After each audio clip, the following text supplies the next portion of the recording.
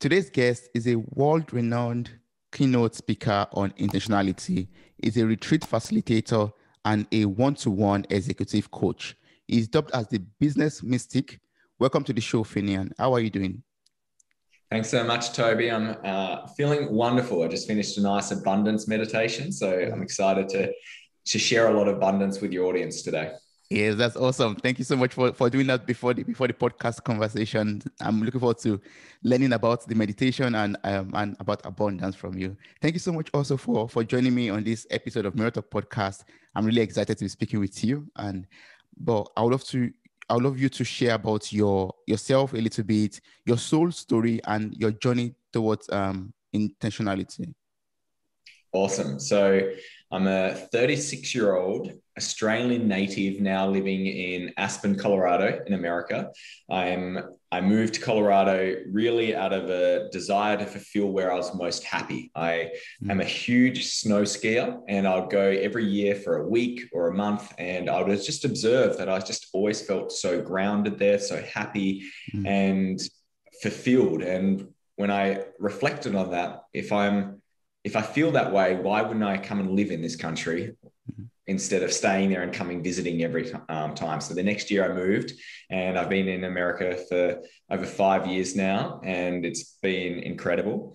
So I am someone who's deeply connected to my true nature, and I feel like my true nature is love, and that's been my spiritual path, was finding my way back to love. And it's been a lot of play and a lot of exploration. There's been some very confronting moments as well, and really getting connected to my soul and what my soul's purpose is here to do. So my purpose is to embody intentionality, and so that I can connect to my true nature and inspire others to do the same. And that's what I really want to share today, is about that there's another way of living. This idea of intentionality is a way of life to an extraordinary life, a way that you can actually love and feel so inspired by the life. And the key thing about intentionality is it's defining how you want to feel and then taking deliberate action towards it. So it's this combination of vision plus action. A lot of people, they get caught up in the vision, they have dreams and desires, but without any action, it's not going to be able to take into place. And if you're so focused on the action or the task, but you don't have clear vision, you might do all this great progress and get to a place and you're not fulfilled at all. So that's why it's this beautiful combination, and it's a very action-based way of life. And I'm really glad to share it with you. Yes, that's very awesome. Well, I'm good. Before we jump into intentionality, I'm very curious to know about your entrepreneurial path. You had this journey from building and exiting two multi-million-dollar companies in the finance industry, and you went ahead to create intentionality.com. So what inspired this? What inspired you, leaving the financial industry and moving into, purely intentionality and creating your business? A great question. So I actually just sold my third company as well, which I'm really excited about, because now I can just be all in with intentionality. And that's an important lesson, is this idea of staying in your lane. And I'll come back to that shortly. So my entrepreneurial journey, I did the typical things. I grew up on a farm when I was young. So I was always just finding ways to create money. And money to me was freedom and it was choice. I didn't have an affluent family, but I still had plenty, but it wasn't like it was provided to me. So I had to always find ways to earn money myself. So I learned the value of little entrepreneurial businesses. I had a pine cone selling business to light fires when I was young. I also, because we had sheep on our farm, we had sheep manure, and I would sell a lot of sheep manure for composting. And that was one of my most profitable businesses. It was wonderful. But then I didn't go on the entrepreneurial journey for quite a while. I actually took a different path and became an army officer in the Australian Defence Force. So I was at 16 years. I finished school. I was very young, got selected into the Royal Military College of Duntroon and the Australian Defence Force Academy, which is equivalent to West Point in the US.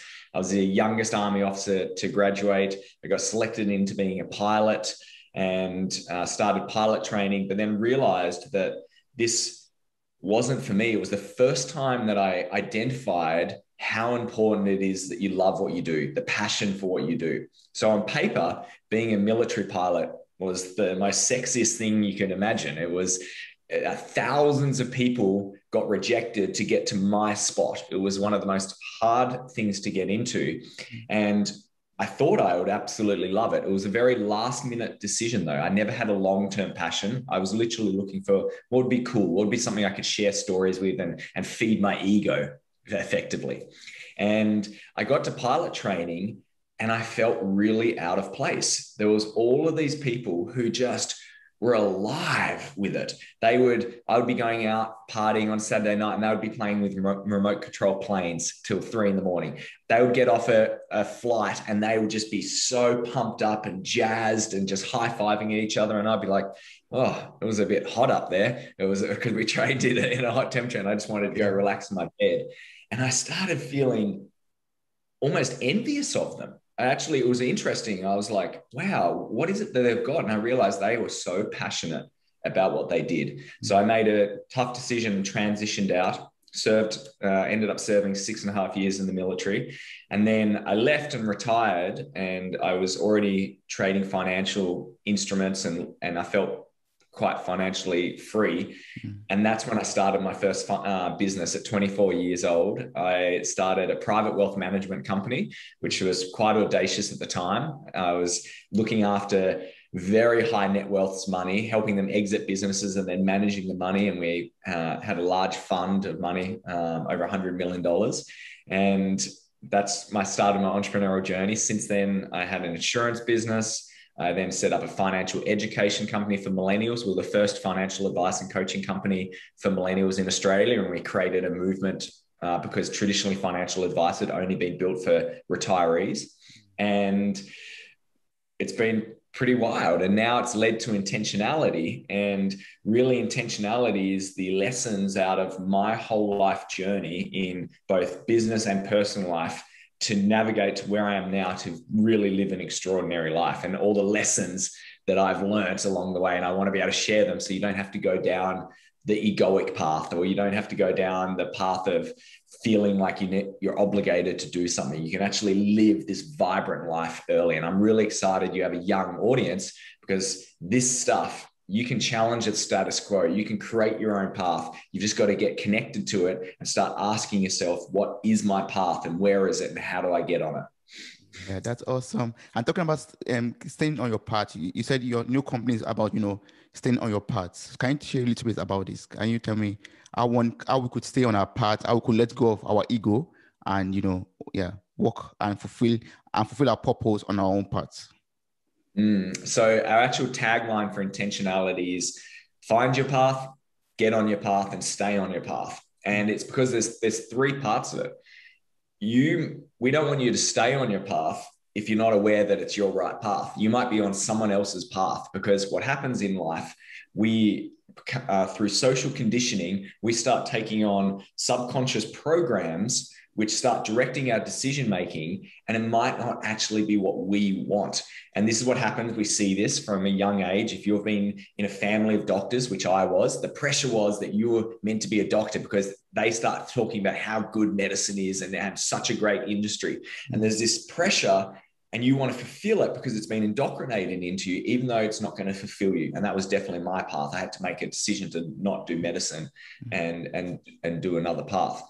And this also happens when you go through college and then afterwards, and then you start going, well, you've got to get this job because this is a really great opportunity or you're really talented at this. And suddenly before you know it, you're 30, 35 years old and you wake up and you're like, this is not what I thought life was going to be like. And that's when often these moments happen where you have these traumatic events or divorce, it could be business failure, it could be financial loss, it could be illness or injury, which is the way for the spirit to wake you up and go, soul, get back. You got to go find your path. And that definitely happened to me. It happened 4 years ago where I woke up one day and even though it looked on paper, I was success, youngest, top 30, under 30 entrepreneurs, $1 million businesses, built financial freedom, living in a mansion in Beaver Creek in a ski resort, married to a woman who I loved, but I was not happy. And it was because I realized I'd been operating from a place of fear rather than love, and it wasn't fulfilling me. So the first part is like really discovering like what is your path, and that's going to do deep exploration. It's getting into a meditative state almost, and just feeling what it is that you want to feel. And it's all about the feelings. It's not materialistic objects or success or achievements. It's like, what are the feelings I want to feel? And then, okay, if I'm not feeling that way now, what direction do I need to go to get to that place? So how do I find that path? And then what do I need to do to get onto it? And then the staying onto it on the path is the critical one, because we are easily able to be distracted by influences. So you've got to do this daily awareness. You've got to stay aware each day and go, okay, am I still pointing in the right direction? Am I taking the right steps? And that's where the daily practice, the daily spiritual practices are, which are really wonderful. And once you get into this place, once you're on your path, it's more about optimization. It's not the big changes in your life. You don't have to do the radical transformations. It's more about, how do I just make this even better? How do I bring this wonderful, abundant life to be even more magical? Yes. Earlier you said you did a lot of things because of fear, based on fear, actually. So how did you let go of this, fear, the feeling of fear, and how did you embrace love? How did you make that transition, make that switch? Yeah, great question. So what was interesting was that I thought I was a very loving person. I have a giant heart. I love people, but I didn't realize that I wasn't loving myself. And because of these programs that were built in me from a young age, I felt one of my triggers was abandonment. I felt abandoned as a young age. And that's my story, my version. It might not be the actual case, but it doesn't matter. That's how I felt. And that's something I want to share with everyone, is how you feel. That's all that matters. It doesn't matter that your trauma wasn't as bad as someone else's. You felt this way. That's what your young self experienced, and put up a protection mechanism around it. So I had a moment where I felt abandoned. So then my story was that no one else will take care of me. I need to create a life which is going to give value to me. And perhaps if I do these activities, people will love me. So I started doing things like, well, I've got to be a high performing student. I've got to be good at sports. I've got to be the youngest to do things. I've got to keep building finances and going down this path. And there was a lot of my life which was magical. That was the cool thing. I enjoyed my life. But the problem was, if you're making a decision from fear, it can never fulfill you, because fear is a low vibration emotion. It's lack, it's scarcity. So it doesn't matter how much you keep doing, it's all built from fear. There's always going to be a hole. And that was a moment for me. I'd actually achieved the vision for my life, the thing that I'd wanted. I'd achieved it at 28 years old. And the hole was bigger than ever, because suddenly I couldn't create a story that something in the future would make me happy, because I had achieved everything I'd wanted. And here I was going, wow, this isn't great. So what I really did for me was, well, this hasn't worked for me. That was the big realization. I feel worse than ever. What's an emotion what I could start choosing from? What's a stronger emotion? And it was really through reading a lot of spiritual text, reading all the different religious scriptures, looking at different really wonderful people who've lived their life. And I realized love is the most powerful emotion we have. And if we start making decisions from love, we start coming back towards ourselves. It's not becoming someone, it's actually remembering who we are. And suddenly I started feeling more free, more loved, more abundant, and more connected to life. And once you get that feeling, you don't want to give that up. It's a binary emotion. You're either fear or love. And I realized I've just got to keep walking towards love. What's love? So the presence of love in one's life helps one to embrace the world as a whole, and helps one to live a full life, actually. It is. And the problem with our love, and this is the challenge with the human language has been spoiled effectively. There's spells. The act of spelling is putting a spell on words. And the word love has been diluted over the years through romantic love, this story that love is like this fairy tale thing, but love is this core emotion. It's one with yourself. It's that connection to your true nature. And you can't even describe it with words. It's a knowing. And if people can lose that connection to that word of love, which has been tarnished, which has been spoiled, and just get back to that true feeling where you feel connected, you feel whole, you feel safe, you'll start knowing it. And it all comes from that heart center. The heart center is the place. The brain operates on a lot of fear. It really does. That's where the ego plays out. But this heart center, it will always tell you. It's this intuitive intelligence, which is a guiding place. And that was the big moment for me, was when I started realizing, yes, my brain has served me well. And I definitely have a very strong left side brain. I'm analytical. I have a physics degree. I have a maths degree. I have a finance degree. So you name it, on the left side, I've got it. Yeah. But it was always limited. This here is the intelligent source. And I started asking questions from my heart, and answers just came straight away. And then the key was, and this is the intentionality, is it's not good enough to listen to them. You have to take action towards them. And once I started taking action towards the information that my heart was giving me, suddenly my life started playing out the way I wanted it to. Yes, that's awesome. That's really great. That's really awesome. Earlier you were talking about, having that feeling of being abandoned, having that feeling of, being left out or something. And a lot of people refer to this as like having the victim mindset. So would you say self-love helped you to, to get rid of these feelings, or are those feelings still present with self-love or with love in your life also at the same time? It's a great question. So sometimes we can be a victim from circumstance without even realizing it. So I wouldn't have said I had a victim mindset. I took responsibility, and I was out to prove. I was out to prove that, well, this isn't how you be a person. Like for me, my driver was, well, I'm never going to be like this. This is a father. I'm going to be different. So that was a driver. So I wasn't using it as a story of why I couldn't do something, but I definitely was a victim of circumstance, because this situation that had happened, it started making me make decisions out of fear. So even though it looked good on paper, and that was one of the problems, people were recognizing me and going, you're so successful. This is great. Look at you turning around your life. Yeah. But I was still operating from a victim of circumstance. So what I had to learn was that act of self-love, and self-compassion is really the core emotion I had to do, is start realizing that I needed to be kind to myself, that I was part of a bigger picture, and that I'm not alone. That was a big thing, is that I'm not alone.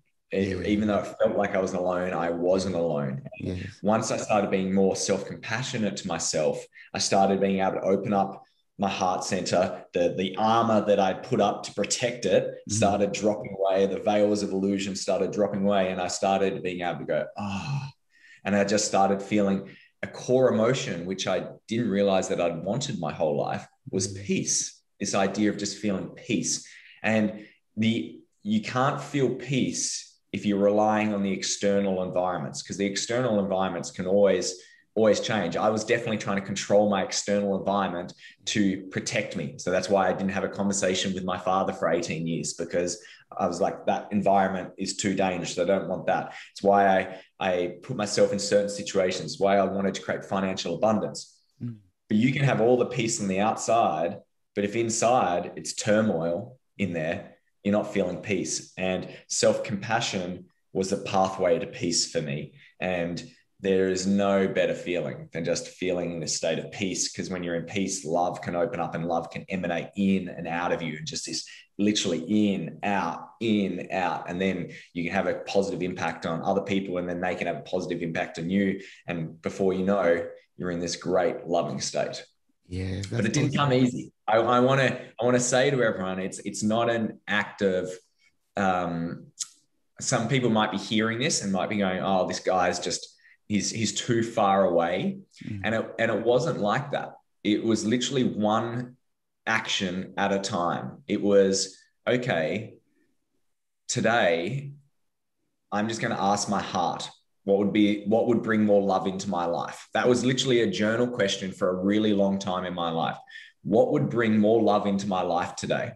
Or what would be the loving thing to do right now? And I'll journal that every day. And that would just give me a little insight. It was like, okay, well, why don't you just eat some nice food? Or why don't you go in the sun? Why don't you work out your body? Maybe say something nice to a loved one. And all these little tiny behavioral changes, before you knew it, I was suddenly like, oh, wow, I'm just a big love ball. This is really, really wonderful. So don't feel like it's so far away because you're in this place where you're disliking yourself or you're unkind. I was in that place. Like 4 years ago, I was disgusted with myself. I literally had so much trauma for what had happened in my life. I felt so sorry for myself, so sad. I was questioning going on each day. But then it was just these simple little acts. And that's what I love about intentionality. You're one breath away from living a life with intentionality. You're one behavior change away from living with intentionality, because all it takes is to take a breath, break the pattern of your mind and the story. You're taking a breath in. You suddenly have created a state of peace. You're connecting into your heart, and you just ask, what would be the loving thing to do right now? And that one moment, you've changed. You've broken the pattern. You've stopped being a victim. You've become the co-creator of your life. And before you know it, your life could be completely different. Wow. So that's actually intentionality in the all, right? That's the definition of intentionality. Like it's taking small actions, small steps each day towards becoming the person you want to be, towards having self-love in your life, towards having self-compassion in your life. Yeah, it's a beautiful way to describe it. It really is. It's that vision and action. And so often when people get into designing their life, it's all these goals, it's all these materialistic objects. I want this house, I want to have $1 million, I want to have big business. But that's just, you got to ask yourself, is that your ego, or is that your true self, true nature speaking right now? Is that love, or is that fear? So what I would rather you to be doing when you're thinking about what it is, you start going, what is it that I want to feel? Who is it that I want to be? How do I want to show up in this life? And then you can get into how do we do that? That might be the business. That might be the big house. But first get connected to those core feelings, because they're the grounding emotions. And that's going to be more powerful to pull you back each day. And then you use self-compassion, self-love. And before you know it, life is wonderful, because it really is. Like life, just you get it, Toby. Yes, I understand. Life is and good. It doesn't mean there's not moments of hardship and there's moments of challenge, but life, what an amazing opportunity. And there's something which I've been playing with a lot, and I will use the word play, because in the spiritual world right now, there's a lot of talk about work. You've got to do the work, and this work term, I think it needs to be changed. Like work doesn't sound fun. Like work sounds intimidating. I wonder why so many people don't go on the spiritual path, because there's so much work and everyone's so serious all the time. Couldn't it be, how about you play? Like the spiritual path could be play, and you play with the different elements of life, and you play with yourself and you explore. That seems a lot more opening and inviting. And it doesn't mean there's not going to be moments of introspection where it's very confronting and you're coming up against yourself and there's so much resistance, but you can play with that resistance. Suddenly that seems more inviting. And that's something which I'm really trying to share with the world, is this idea of play and the idea. So I'm a breath facilitator, and I won't allow myself to be called a breathwork facilitator anymore. I'm a breath play facilitator, because you get to play with this breath, this amazing source of life. It's our life force. So start playing with your breath. So I have a very quick question. It just came to me right now, because when you described your story, you talked about your story of, you not been relating to your father. You didn't relate to your father for like 18 years because of what happened in the past. But so that's what inspired this question actually. On the journey of self-love or journey of self-compassion, do you get to a point where you start to forgive the circumstances that's happened to you in the past, or the people that have hurt you in the past? Do you get to a point where you embrace them back and allow them back into your life, or you just let bygones be bygones with them?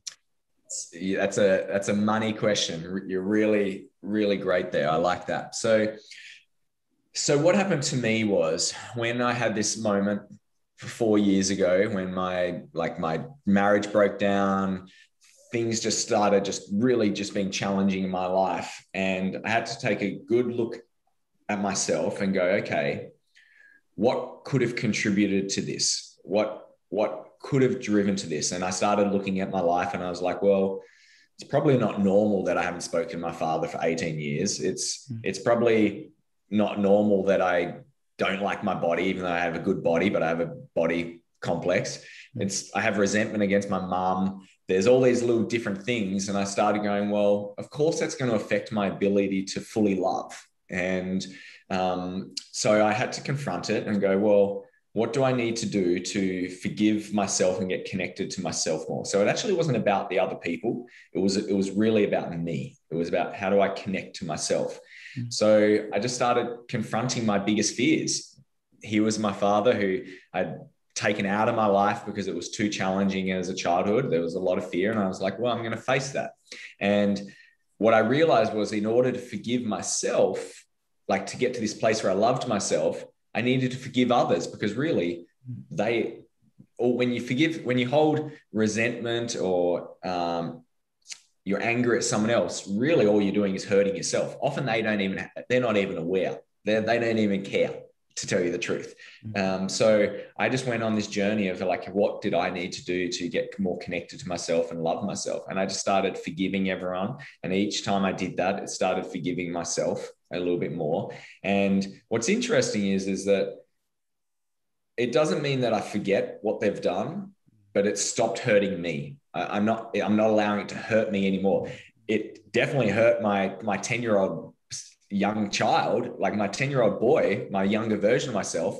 He was hurt, but my father stopped hurting me after I cut him out of my life. Then I started hurting me. I was the only one who was hurting me. So I needed to let that go. And once I started doing that, I started being able to open up connections, relationships. And it's not like I really need them to be in my life. Like I don't need to have an in-depth relationship with my father. It's not about that. It was just about letting myself be free. It was letting it go. And that's been really wonderful. So it stops you being a victim of your circumstance. And then what happens, this is a really interesting thing on your spiritual path. You start believing and start realizing, well, if I'm a soul who is internal, who comes in at this point in life, has chosen to fly through, arriving when the sun is in reference to the stars at this point, to go into this family in these circumstances to learn something, suddenly you start realizing maybe you weren't the victim of your circumstances at all. And this was an intentional act by your soul to learn, so you could grow, so you could become more connected to love, so then you could serve others. And then that was a moment of liberation for me, where I suddenly went, wow, there's a greater calling here. And suddenly my life started making sense. And it started going, wow, I must have been a really confident person to put myself into that environment, that I wanted to have those experiences. And now I can start being in a place where I can start sharing this with others, which I think is our highest calling, is to serve. It's to be love first, and then it's to grow through your life lessons. So then you can serve others, which is the greatest gift we can do, which clearly you get because you're serving through your audience. Yes, and that's what's so awesome about you. Now you are, a keynote speaker. You share all of this experience with the world and all of this story also boils down back to intentionality. You are intentional about finding yourself, about being happy, about inviting peace into your life. So, can you share some core principles of intentionality with me? Can you explain them to me? Like, what are the core principles of intentionality? All right. So we've already spoken about the number one, which is experience peace and joy by learning to choose love over fear. So we've spoken a lot about that, and the behaviors that you need to do to that is like forgiveness sets you free. Assume the best in people. When triggered, use curiosity, not conflict. Choose to believe that life is happening for you, not to you, and make sure you're tuning into your heart. So you'll notice that there's a principle, which is a guiding principle, and then there's these behaviors. How do I do that each day? And if you just listen to those ones, there's some ways to really bring it alive, which is I know is super, super cool. Another really important one is principle number 5, which is escape the prison of comparison by focusing on your path and what steps you can take today. So where does a lot of dissatisfaction or unrest or feeling lack or scarcity comes from? It's from comparison. And when you start comparing, and this is why I call it a prison of comparison, once you start that game of comparing, there's no end, because there's always someone who has more money, always someone who's more beautiful, always someone who has greater life experiences than you. So if you start comparing to that one person, that means you're going to be comparing to the next person. And you are in a prison because you're never going to feel whole, never feel satisfied. So what we need to do is focus on your own journey and accept that you're where you are, exactly where you're meant to be. You might not be on your path, but this is your opportunity to find your path. And what steps can you today take? Doesn't matter if your life's blowing up right now. There's something you can do right now. It could be that, well, I'm just going to do personal care. I'm going to go serve someone. Like one of my favorite quotes is from Gandhi, and it says, the best way to lose yourself is in the service of others. Or the best way to find yourself is in the service of others. And what that means is sometimes when you're lost, just go serve others. I definitely did that. The times where I was feeling most scarce, I just lent in and helped other people, and it always made me feel better. So some really important behaviors of this principle is like, give up the need to please others. When you're wanting to please others, that's a comparison. You're feeling like you should be someone else.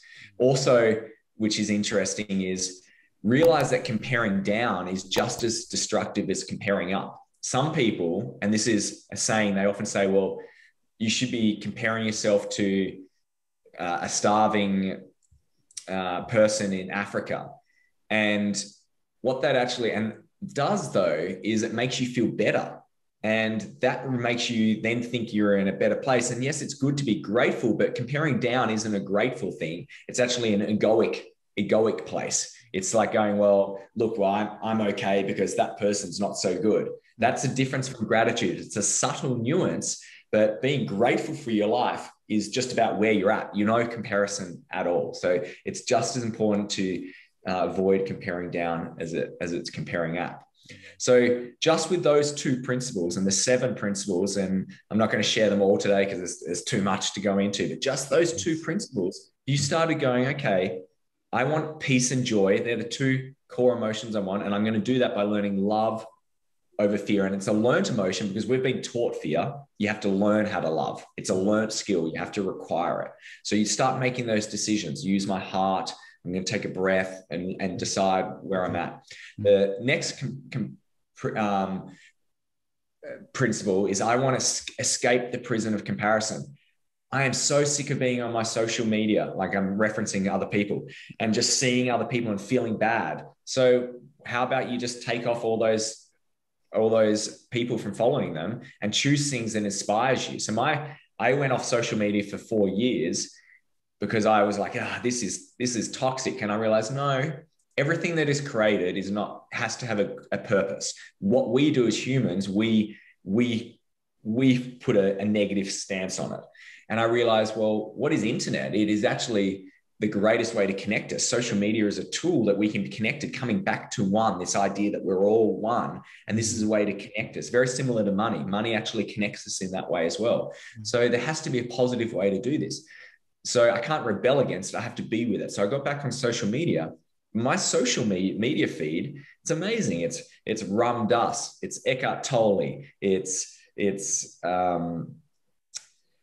it's Dr. Joe Dispenza, all just inspiring quotes and videos. So when I get on my social media feed, there's no comparison anymore. It's just literally going, wow, my life is good. It's a reminder tool to me now. So you can work with these tools that are already out there. And when we do that, we stop comparing, and then suddenly we're free of that prison, and you can start living your life, and you can start taking the action that you need to do today to get on your path and stay on your path.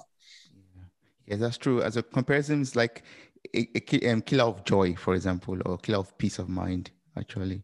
Yeah. Yeah. So how often is it that you're in a place and you're loving the moment, and then you hear someone talk about their meal or something like that? It could even be at a restaurant. And then you start getting envious that you think that you chose the wrong decision. And suddenly the experience that you were loving is now tarnished. And that's that idea of comparison.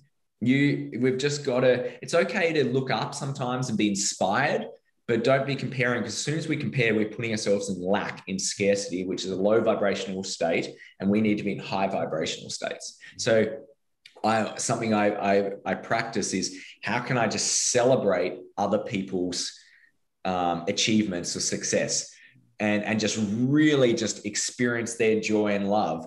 And what that does is it stops me from going into comparison, because sometimes, and I'll be very vulnerable here, sometimes I would look at other people, my friends who I'd really love, and I'd be like, oh, they're doing better than me. And all that did was create separation from me and my friend, because I was pulling away. I was going to a low vibrational state. I was separating, where I want love. I want connection in that moment. I'm just like, I'm so happy for you. That's amazing. That's how good is that? And you just feel so much better. And then the funny thing is, because you're in a state of joy and love and gratitude, your life starts changing and you start getting the same things, because that's the key for manifestation, is to be in a high vibrational state. You can't be in a place of lack. If you go into a prayer or a manifestation wanting that thing, feeling like you need it, reminding yourself that you don't have it, all you're doing is actually bringing that outcome to you. The same thing. It's saying, I don't have this.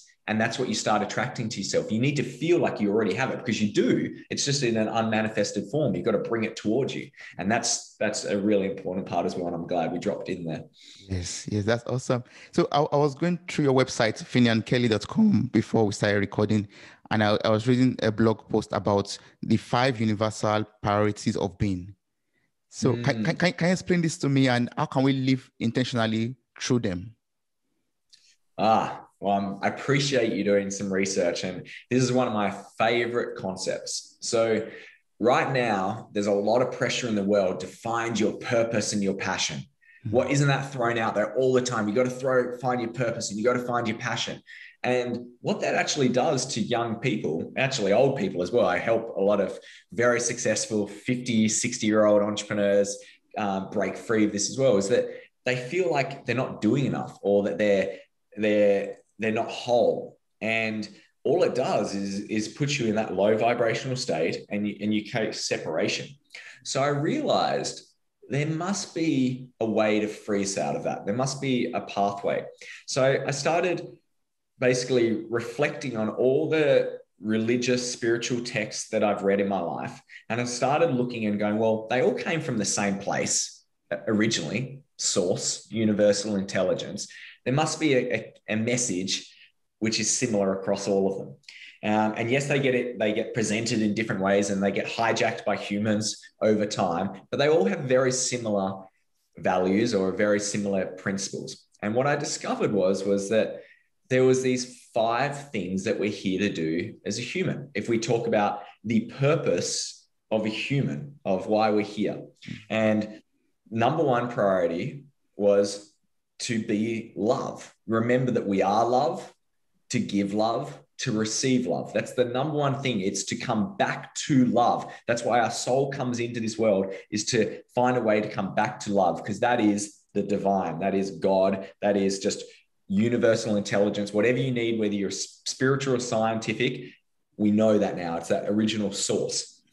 So we've got to love. The second is, we are here to learn, like grow, like we've got some growth. That's why we're coming to our circumstances to learn something and grow in a particular way. So it might be that my life's in this lifetime, in this body, I need to learn about compassion and self-love and forgiveness. So whatever we do. The third is we're here to serve. We're here to serve others, serve our humanity, serve energy effectively. And that's not just other humans. It's also Earth. It's one connection. Then, and this is something which is forgotten about a lot in the spiritual path, is we're put in this human body where we can have these senses to have joy. Like, wouldn't it be like, have joy, like enjoy life, like enjoy, smell, eat, like have fun, dance, play music, like have this joyful element, because our souls don't have this human body, like have fun with it. And then the fifth is we're here to create. We're here to create something. And that could be creating business. That could be creating a new invention. That could be creating memories. And often in the entrepreneurial world, the creation becomes so dominant, it becomes the number one, that they forget that it doesn't matter how much you create, that if you're not really loving yourself, it's irrelevant. So those five are in order of priority. And what I discovered was, and this is why I call it the 5 universal priorities of an intentional being, is that if you looked at your days and just made sure that you did something towards love, you grew somehow, you served somehow, you had joy, and you created something, you're going to, at the end of the day, feel pretty purposeful, and you're going to find passion in those things, because that is the core needs of a human being. And then you don't have to go find this purpose and this big purpose, this big passion. It's not an external thing. It's an intrinsic nature of us, and it's liberating and it's freeing. And I did that for quite a number of days. I was feeling lost, and I started just going, okay, what am I going to do? And each week I'll reflect and like, have I experienced love?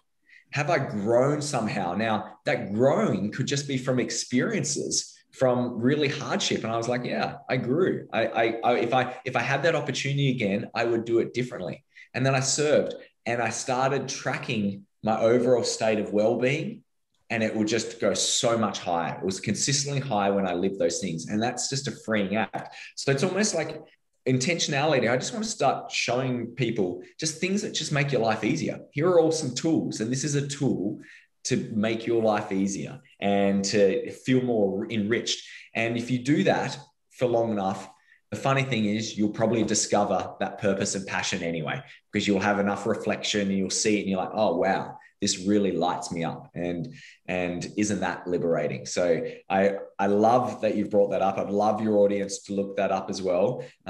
It's the 5 universal priorities of an intentional being. Maybe put it in the show notes, and it'll be a really great experience for everyone. Yeah, I'm going to place the link in the show notes for this episode, so anyone could just copy it or just click on the link and get across to Finnian Kelly's blog or websites to read it up. And also, it's a great opportunity to also connect with you and also maybe work with you, get your contact information there, and see how one could, profit more and learn more from you about intentionality, or maybe get some knowledge from your business, your finance knowledge that you have also. Yeah, we've actually created a link for you, which is finniankelly.com/podcast. And on there's a bunch of like free tools and some videos which you can just start your journey, and that's the key, is that remember, you're one breath away, one action away from living a life with intentionality. And I've given you a number of different tools that you can just see what is the easiest. Don't pick the hardest one, pick the easiest one, and before you know it, you've changed. Yes, that's true. That's very true. Yeah. And you've talked a lot already about intentionality. I've learned a lot from you. I really appreciate everything I've been able to get from you. But sometimes we feel like, okay, this is a new day and I don't know how to start it in order to, live a very good or purposeful day. I mean, for that, how to spend that day purposefully or feel good throughout the day. Are there like ways, other ways or other tools that one could use to feel good and feel purposeful throughout the day? Yeah, it's a great one. So having a intentionality morning practice is really, really important. So when I wake up, there's this split second where you're fresh And what happens is we want to remember who we were yesterday. We want to remember the same programs. And this is why we don't change, because we just become the same person who we are yesterday. We want that familiar. So we need to break that pattern. So the first thing in the morning, what I do, as soon as I wake up, I have this fresh place. I just put a big smile on my face. And the amazing thing about a smile is when you activate a smile, after about 17 seconds, you will start feeling sensations of joy and happiness, even though if you weren't, it's a great place where your brain gets hijacked and releases a chemical, so you start feeling these emotions. So I want to make sure I start my day in a positive state, because if I wake up and I'm like, oh, I'm tired, oh, this is hard, yesterday sucked, well, how do you think today is going to be? We attract what we already are. So if we want a positive day, we need to be positive to start the day. So that's a little hijack, a little scientific thing to create it. I then do that, I feel more excited, and then I just go, okay, how do I want to show up today? Or what's my intention for today? And it could be literally one of those 5 priorities. You could just pick that. I want to be loved. I want to grow. I want to serve. I want to have joy. I want to create. And that just gives you a little bit of a focus for the day. I then meditate. So I have a very deep meditative practice. But that could just be, you could just sit and just be grateful for what's in your life right now. Or it could be a proper meditation practice. It could be breathing. I breathe a lot. When we breathe, we're literally putting in new life force into us. Very similar to the smile, is like we have an unconscious ability to breathe. Our body will just do it naturally, or we can consciously do it and suddenly prime ourselves up with incredible energy for the day. And then journaling and asking little prompts like, what will bring more love into my life today, or what would be the loving thing to do, gives you this focus. And if you just have that little practice in the morning, if you could just create 10 minutes, perhaps even 30, perhaps even an hour. Once people start doing this, they become addicted to it because they want to feel good, and they start doing 2-hour morning routines, and they get up earlier because they're so excited about it, because they see what happens the rest of the day. Before you know it, you're absolutely in love. And then the rest of the day, you're primed, you have energy. And yes, there may be challenges, but it's like water off a duck's back. They just drop off you and you can go through. And then the great thing is, at the end of the day, you reflect on how you went against your intention. And as long as you learned something, that's a good day. You might have not even had anything. You might have completely got disconnected from your intention, but on the end of the day, you reflected and you realized what you could do better tomorrow. Then that's a good day. You've grown, and that's all what matters. And then every day you wake up in the morning, you get another opportunity to do it a little bit different. You might go, oh, I realized I went wrong. I looked at my phone first thing in the morning, and then I was hijacked by someone else's message, by someone else's low vibrational state. So tomorrow, I'm not even going to have my phone in my vicinity. I realized that I didn't get enough sleep. I'm going to sleep a little bit earlier tonight. I realized technology affected me. I was looking at some negative things before I went to bed, and it affected my sleep. And every day you start doing this little optimization. And before you know it, you realize what really works for you. And it's not a chore. It's not, I have to go meditate, or I have to go breathe, or I have to go to sleep. It's like, I get to meditate and I get to breathe, because you're so excited, because it feels so good, and you're just in love with life, and things are showing up for you, which are so much better than the way it was before.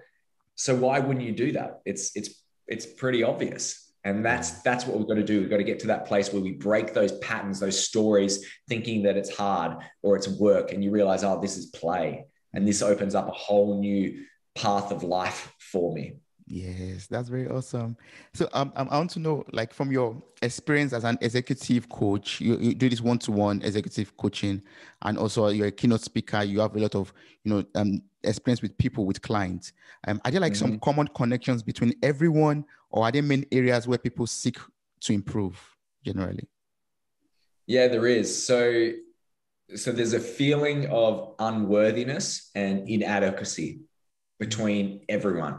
And I've seen that. I've worked with billionaires, and they still feel that. So I'm sharing that with your young audience, because so often we look at someone else, we're comparing, And we think, oh, if only I had their situation, I would feel worthy, or I'd feel adequate. I'd feel in love with my life. And I can tell you, it doesn't matter your outside circumstances. That sometimes just makes the problem bigger. We've got to get it right from a younger age, and from this innate place in an internal.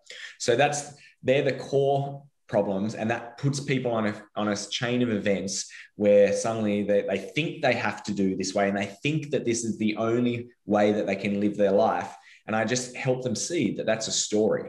That's a faulty program that they have operating inside them, inside their operating system. Think of it as like a computer program. They have a faulty program, a program which has a virus in it. And if you keep doing the same thing, it's going to keep giving you the same outcome. So we need to change it, and we need to make them realize that we could put a new program in, one which is healthy, which has positive code, and that you were the coder, not someone else, not your parents, not your social conditioning, not your friends. You were the deliberate coder, and you put this into you, and your life can be different. And a lot of the time it's giving them permission, and I use that word permission, giving them permission to actually go live the life that they really want, and to say, like, you can do this. And all I do is just give them the little help. I like to use the analogy. Have you ever done a pull-up, a chin-up? Yes, I have. Yeah, you look like a strong person. But when you first do them, sometimes it's really hard. Like, you're hanging on there and you're just trying to get up and you can't. And then someone just comes and just touches your feet a little bit, or just gives you a little back, a little push, tiniest little amount. And then you're suddenly up, and you did it, but you just needed someone to give that little support at the start. That's really what I do when I work with people. I'm just that little push, and then you are actually doing it. But sometimes you just need the little push, and you need to be shown the right technique. And when you do that, just like a pull-up, if you have the right technique, suddenly you're not doing 4 pull-ups, you're doing 20 pull-ups, and you're just getting so much stronger. And that's why when you can learn from other people's paths and other people's experiences, you get to shortcut it. That's the great thing about, like, podcasting and reading books, is you don't have to go discover all these things yourself.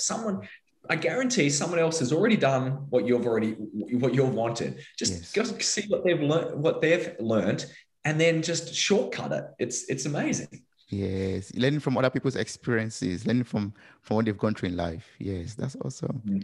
So what's the best way to connect with you, to work with you, maybe get some coaching from you, to enjoy more of what we've just listened to right now?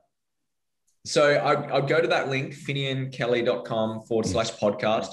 There's just a ton of value there. I'm all a big believer of giving you tools. My purpose is to embody intentionality, to connect to my true nature so that others can do the same. If I live and breathe this and feel love, then my field's going to impact with someone else's field. Like, I'm impacting yours right now and your audiences, and then they might be inspired to live this life of intentionality as well. And I want to open that up for them. So there's all these great tools, and then there you'll be on my email list, and you'll get on my social handles, which is the Finnian Kelly. And you'll find me and just come on the journey. And I love hearing from you. I love hearing about your stories. I want to hear about where you're coming up against yourself. I want to hear from when you applied one behavior out of this principle and how your life changed. Like, please tell me, and let's celebrate this journey of intentionality together. Yes. Thank you so much for teaching me how to live a very intentional life today. I really appreciate everything I was able to learn from you. I learned about love. I learned about self-compassion. I learned so much stuff, and I have so many questions to ask, but this is enough for me to go back home and reflect on, and really start implementing in my life. Thank you so much. I really appreciate this. Thank you so much, Toby. You're wonderful. And remember, you're just one breath away. That's all it takes. One breath is the pattern interrupt, and you get to choose. Yes, that last moment didn't work very well, but how do I want it to be in this moment? And that's all it takes sometimes, and your life can go on a wonderful direction. One breath away. Wow, that's awesome.